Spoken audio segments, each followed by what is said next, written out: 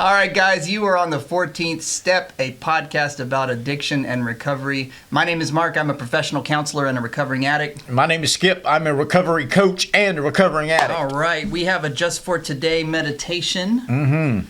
I don't know when this will be posted, but this is going to be the February 4th. Good. It's Fantastic. called Feeling Good Isn't the Point. And it's about feelings, Skip, our favorite topic. Oh, my goodness. I know. From the basic text, page 43, for us, recovery is more than just pleasure.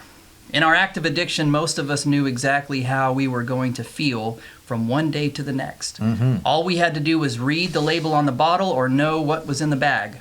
We planned our feelings, and our goal for each day was to feel good. In recovery, we're liable to feel anything from one day to the next, even from 1 minute to the next. We may feel energetic and happy in the morning, then strangely let down and sad in the afternoon. Because we no longer plan our feelings for the day each morning, we can end up having feelings that are somewhat inconvenient, like feeling tired in the morning and wide awake at bedtime. Of course, there's always the possibility we could feel good, but that isn't the point. Today, our main concern is not feeling good, but learning to understand and deal with our feelings, no matter what they are. We do this by working the steps and sharing our feelings with others. Just for today, I will accept my feelings, whatever they may be, just as they are. I will practice the program and learn to live with my feelings. Oh. Can I tell you the most abstract thing that popped into my head when you were reading that? I think you should. Elvis Presley. What about him? The man turned his body into a chemistry experiment so he could manage his feelings and energy. I watched this documentary recently because we went and saw the new movie, you know? Yeah. And it was good. Yeah. But there's some documentaries about a lot of his handlers, and they talk about all this stuff. This man thought, and I say thought, he had this figured out. He would take certain drugs in the morning to wake him up, and certain drugs in the afternoon to maintain, certain things in the evening to get him up for the 2-hour, 3-hour concert time, and then massive amounts of other drugs to make him go to sleep because he wouldn't sleep otherwise. So it was this cocktail. It was unbelievable, and he had I don't know what they said. He had doctors giving him 10 this doctors stuff. Yeah. on the line. He had one of them that basically lived there that would give him certain kind, because they wouldn't mix them. They knew better than to mix them, but he had different doctors giving him the different things, and they didn't know about each other because he was the one doing the mixing. And that's what ended up killing the man, because from what I understand, and I'm not a medical professional, although I play one on TV, his cocktail was so obviously unhealthy for him. You saw the weight that he gained and bloating and bad habits. But this is like really gross, but his digestive system had shut down. And I think that caused a heart attack with so many drugs in his system. But that's what I heard when you said that, is we tried, because I did this. I tried to manage my energy levels. Yes. Because I knew when I got up in the morning that I had this is how stupid I was. It's not stupid. I had to think that I had to have a certain blood serum level of whatever I was taking so I could just kind of get on with my day.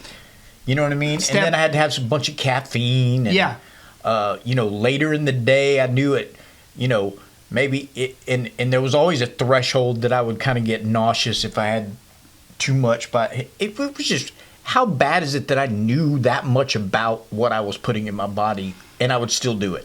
Step 1 says our life has become unmanageable. And on the surface, that means that things fall apart. But on kind of a deeper level, we have to understand that no matter how hard we try to manage our own inner life, it's unmanageable. It's not possible. We can put all the chemicals in the world to try and get over having the kind of feelings that we don't want to have, but it's a pointless exercise over time. It twists us up, and looking at the past and knowing what I know now, I still don't like sharing what I'm feeling. Yeah. I don't even like having feelings. Yeah. And I struggle with doing anything with them today. Yep.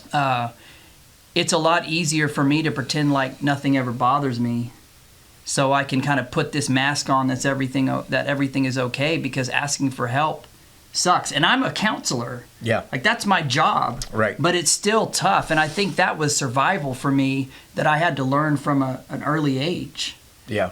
And it's not necessarily to blame the past, but it is to add some context to how I learned that survival skill. You know, me growing up, having a feeling was kind of seen like a weakness. Right. It made you vulnerable. Yeah. You know, first from my dad, who didn't really want to hear it. And then middle school, like, if you get upset, that can make you a target. Especially, yeah, you don't want to do anything that makes you seem different than Right. everybody else. So I learned how to pretend like I don't have any feelings. Yep. And really, that can never be true. Right. It just means that I'm stuffing them down. You are. And at some point, the piper's going to be paid. And you know, you hear this all the time, people chasing the high that they got when they first started. Mm-hmm. And I think when you try to manage, you know, I can remember way back when, if I took some sort of a pain pill or something, you would get that euphoric feeling and all this, and it would last 3 or 4 hours, right? Yeah. And you would, and that's where those feelings were gone. You were being really extrovert or whatever it was. Mm-hmm. But the longer you took them, the less that was. And that I didn't ever even have that for 10 more years. You can never get that back. No. But your brain tells you to keep trying to get that back. It's already locked in. Yeah. And that's what is the miserable part of it, is you keep trying to figure out some kind of weird formula in your head to get back to that feeling, but it's futile. It will never come. So it makes everything else unmanageable in your life because you're thinking about that one thing. It was a full-time job for me to try and have enough and space it out, and all of it was to try and not deal with whatever it was inside of me. Like, right. That was really the whole point of it. When I first started using, like you said, it was a really good solution. Like, it worked really well. It didn't work well for that long, but then you're chasing that thing that you can never really get. Mm-hmm. Mm-hmm. And some people chase it until they die. They do. They do. And so today, it's so important for me to have people in my corner that I can talk to. And really people who understand it. And the reason why I like to talk to other addicts who are in recovery is because I have this thing where I feel like it's a burden if I ask for help or want to unload my feelings on someone. It's unnatural to talk about. It is. And it's unnatural for me. It goes against my grain. But in a 12-step program, that's what keeps the whole program moving, is people sharing with each other. That's right. And if I know that by me sharing with someone else, I'm helping them stay clean, that takes a little bit of the pressure off of me. It does. It takes all of it off of you. It does. Yeah. It makes that kind of... It makes it work. Makes that environment to where I'm okay to be able to be totally honest with someone. Sharing your feelings and dealing with your feelings helps somebody else, and then in turn that helps you. Right. And it really is that simple. But when we're in the throes of our addiction, there's nothing simple about coming to that conclusion. No. Because we don't want to come to that conclusion. We really have to get desperate. That's how much I don't want to do that kind of thing. Like, I had to get so desperate that, okay, now I'm finally ready to talk about this thing and do something about it. Yeah. Good topic today. Very good reading.